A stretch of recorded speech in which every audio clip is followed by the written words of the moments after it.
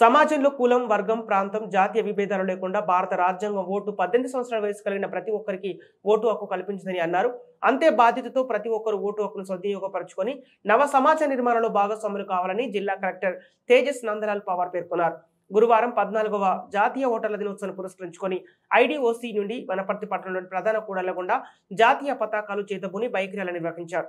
ర్యాలీలో జిల్లా కలెక్టర్ స్వయంగా బైక్ నడుపుతూ నాయకత్వం వహించారు. ఈ బైక్ ర్యాలీలో అన్ని శాఖల ప్రభుత్వ ఉద్యోగులు పాల్గొన్నారు. జిల్లా కలెక్టర్ కార్యాలయం నుంచి ప్రారంభమైన rally bus stand, Indira park, Rajiv Chowk మీదుగా సాగి తిరిగి కలెక్టర్ కార్యాలయం వరకు చేరుకుంటుంది. అనంతరం కలెక్టరేట్ లో ఎన్నికల స్వీప్ యాక్టివిటీస్ పై ఏర్పాటు చేసిన ఫోటో ఎగ్జిబిషన్ తిలకించారు. ఈ సందర్భంగా కలెక్టర్ మాట్లాడుతూ రాబోయే పార్లమెంట్ ఎన్నికల్లో ప్రతి ఒక్కరు ఓటు హక్కును వినియోగించుకోవాలని కోరారు.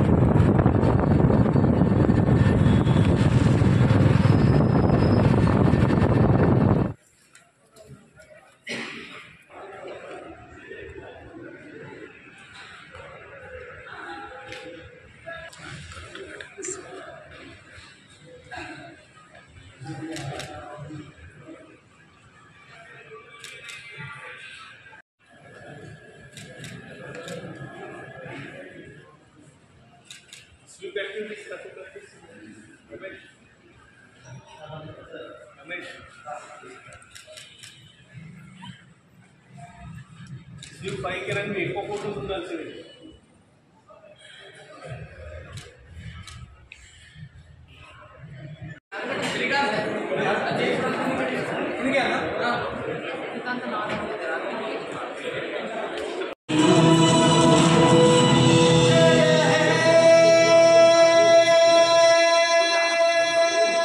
విశ్వాసంతో మన దేశ ప్రజాస్వామ్య సాంప్రదాయాలను స్వేచ్ఛాయుత మతం, జాతి, కులం, భాష ఇలాంటి భేదాలు ప్రతి ఎన్నికలో నిర్భయంగా ఓటు చేస్తామని ప్రతిజ్ఞ చేస్తారు. అందరికీ బాధ్యత ఉంది. ఒక మూవీలో లైన్ ఉంది, great power comes great responsibility. Voting ఒక పవర్ కూడా ఉంది, power to change public representative, power to change the government. కానీ ఇది రెస్పాన్సిబిలిటీ కూడా ఉంది. On the day of voting, all of us go out, vote and make our presence felt. జేసీ గారు కొన్ని విషయాలు ప్రత్యేకంగా మీకు చెప్పారు. అడిషనల్ లోకల్ బాడీస్ వారు కూడా ఇప్పుడు నేషనల్ ఓటర్స్ డే ఎప్పుడు మొదలైంది, ఎలా మొదలైంది దాని గురించి చెప్పారు. అది ఒక మీకు వచ్చింది. ఇది 14వ సెలబ్రేషన్. అదేవిధంగా ప్రతి సంవత్సరం మనం చేసిన సెలబ్రేషన్ కి ఒక థీమ్ ఉంటుంది. ఈ రోజు థీమ్ ఇక్కడ మీరు చూస్తున్నారు, నథింగ్ లైక్. ఇది వస్తున్నాయి, దాని గురించి మనం అందరూ చర్యలు తీసుకుంటున్నారు, కృషి చేసుకుంటున్నారు. సో ఈ పేరుగా మన వనపర్తి జిల్లాలో కూడా ఎన్నికలు చాలా ప్రశాంతంగా జరగాలి, పద్ధతి పరంగా జరగాలి. అందరూ దీంట్లో పార్టిసిపేట్ కావాలి. అర్హులు ఉన్న వాళ్ళు, 18+ ఉన్న వాళ్ళు అందరూ తన ఓటు హక్కు నిర్వహించాలని మన కోరిక. అది చేసే ముందు కొన్ని నెలల క్రితమే మనం తప్పనిసరిగా ఇది గుర్తించి మనకి లెజిస్లేటివ్ అసెంబ్లీ ఎలక్షన్స్ మనం గత సంవత్సరం 2023కి పూర్తి చేసినాం.